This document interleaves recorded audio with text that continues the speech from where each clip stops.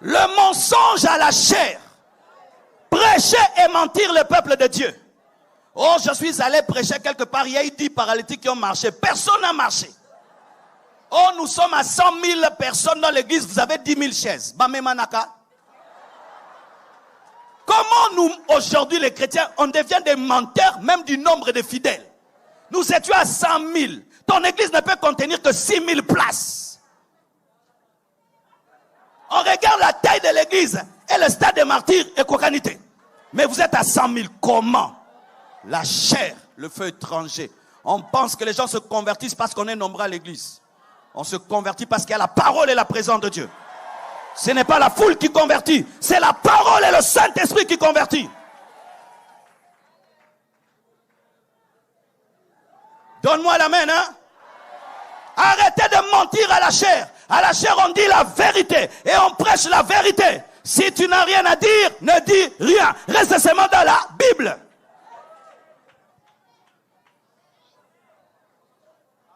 On exagère tout. Et je vous assure, j'ai connu ça dans ma vie chrétienne. Quand j'ai donné ma vie à Jésus-Christ, dans notre église, on témoignait. Et on nous donnait le micro. Qui va témoigner? Et on témoignait. Et un jour, je suis venu et j'ai dit, j'ai quelque chose à dire. Et j'ai dit, je bénis Dieu parce qu'à l'université, j'ai prêché. Il y a eu beaucoup l'onction agi. Plusieurs, dites plusieurs. Les gens qui parlent toujours avec des superlatifs. C'était grave, c'était waouh. Waouh, waouh, waouh.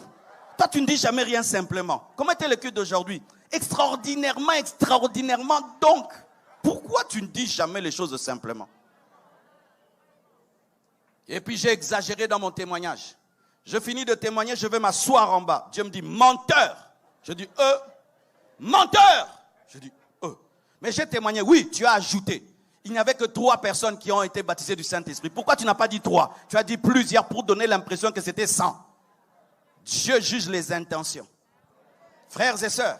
Et puis Dieu m'a dit, tu montes encore et tu vas dire la vérité. J'ai dit, jamais. Esprit de condamnation, de culpabilité, je te lis. Comme toi, tu lis le Saint-Esprit, quand il t'amène à te repentir, tu lis le Saint-Esprit. Et après ça, je ne me suis pas repenti. Je suis allé voir un ami. J'ai dit, frère, j'ai témoigné à l'église et j'ai exagéré. Il y a une voix, je n'ai pas dit le Saint-Esprit, hein. Il y a une voix qui me parle, qui me dit que je dois passer devant pour demander pardon. Il me dit non, c'est l'esprit de culpabilité. Si nous confessons nos péchés, il est juste et fidèle pour nous pardonner. Et quand il part, Dieu me dit, ce n'est pas moi qui ai parlé. Moi, je te dis, tu rentres là où tu as menti, tu dis la vérité. Et j'ai résisté comme ça pendant des mois. Je priais à Lemba et je suis allé en vacances à la cité Mambutu et j'en ai profité pour aller prier à la borne. Et un dimanche, je vais à l'église. C'était Papa Lufika qui prêchait. Qui connaissent Papa Lufika? Et il monte en chair. Thème, le feu étranger. J'ai dit, aujourd'hui, ce sera l'onction. Aujourd'hui, nous tous, on est par terre ici. Et il commence à dire, il y a des gens, quand ils témoignent, ils ajoutent, ils mentent. J'ai dit, oh Dieu, tu m'as suivi jusqu'ici. Venez devant, vous repentir. Et je regarde, il y avait des centaines de menteurs. Et je suis entré parmi les menteurs. On était nombreux. Et j'ai commencé à confesser. Dieu m'a dit, tu n'as pas menti dans cette église. Tu rentres dans votre église et c'est là-bas que tu vas arranger. Frères et sœurs, je n'avais plus la paix. Et puis j'ai dit, ok, j'irai. Et je suis allé à l'église. J'ai dit au modérateur, j'ai quelque chose à dire. Et il me dit quoi? Ah Marcelo, tu as un témoignage, une prophétie. J'ai dit, pas de prophétie ni de témoignage. Il y a des mois et des mois, j'avais menti.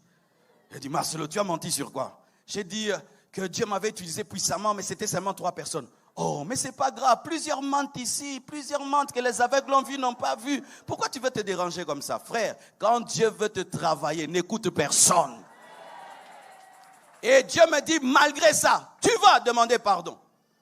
Et il me donne la parole.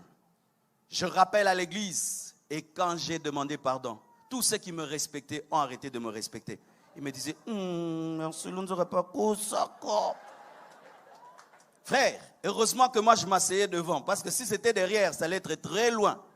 Quand j'ai fini seulement de demander pardon, je me suis assis devant et je sentais tous les regards sur ma nuque. Et puis j'ai dit, Dieu, dans cette église, je ne parlerai plus, c'est fini. Et Dieu m'a parlé. Il m'a dit, comme tu t'es humilié dans cette église, je t'éleverai. Frère, aujourd'hui, je suis la fierté de mon pasteur. Aujourd'hui, je suis la fierté de mon pasteur. Et vous savez ce que ça fait dans ma vie?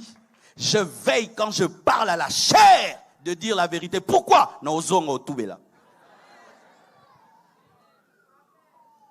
Combien de fois tu as donné un faux témoignage à l'église? Je bénis Dieu, j'ai eu le travail, mais tu sais que tu as donné ton corps pour l'avoir. Ça, tu nous as pas dit. Fais étranger. Oh, j'ai béni Dieu, Dieu m'a donné une voiture, mais toi-même tu sais que tu l'as volée. Fais étranger. Merci Dieu pour mon visa, alors que tu as menti qu'on veut te tuer au Congo, alors que tu ne fais pas la politique. Hein? Fais étranger. Combien de témoignages tu as qui sont faux? Il y a du mensonge, de la tricherie et de l'escroquerie.